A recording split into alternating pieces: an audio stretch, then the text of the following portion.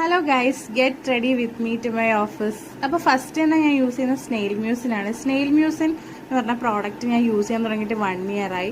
Amazing പ്രോഡക്റ്റാണ്. എൻ്റെ സ്കിന്നിലുള്ള black മാർക്കും പിമ്പിൾസും ഒക്കെ റിമൂവ് ചെയ്യാനായിട്ട് ഒരുപാട് ഹെൽപ്പ് ചെയ്ത പ്രോഡക്റ്റാണ്.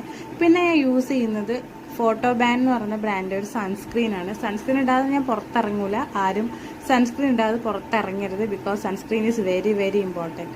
നമ്മുടെ സ്കിന്നൊക്കെ ടാൻ ആവാതിരിക്കാനൊക്കെ ഹെൽപ്പ് ചെയ്യും. സോ സൺസ്ക്രീൻ ഇട്ടേ പുറത്തിറങ്ങാവൂ.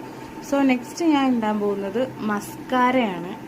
സോ മസ്കാര കാജൾ ഞാൻ ചെറുതായിട്ട് ഇട്ടിട്ടുണ്ട്. എന്നിട്ട് ദയ്യൊരു മസ്കാരയും കൂടി ഇടും. മസ്കാര ഇടുമ്പോൾ നമ്മുടെ കണ്ണിൻ്റെ ഒരു പ്രത്യേക ഭംഗി വരും കേട്ടോ. അപ്പോൾ എല്ലാവരും മസ്കാരയൊക്കെ ഇട്ട് പുറത്തിറങ്ങാൻ നോക്കുക. കണ്ണൊക്കെ അടിപൊളിയായിരിക്കും മസ്കാര ഇട്ടാൽ. പിന്നെ ഞാൻ ലാക്മേയുടെ മസ്കാര കേട്ടോ ഇടുന്നത്. പിന്നെ ഒരു കുഞ്ഞു പൊട്ടെന്ന് പറഞ്ഞാൽ ഞാൻ ഈ ഒട്ടിക്കുന്ന പൊട്ടൊന്നും അല്ല കേട്ടോ. ഈ ഐലൈനറിൻ്റെ തന്നെ അത് വെച്ചിട്ട് ഒരു കുഞ്ഞു ബ്ലാക്ക് സ്പോട്ട് അത്രേ ഇടുള്ളൂ. ഞാൻ അങ്ങനെ വലിയ പൊട്ടൊന്നും ഇടുന്ന ആളല്ല. ഇതുപോലത്തെ ഒരു കുഞ്ഞു പൊട്ടേ ഞാൻ ഇടുന്നത്.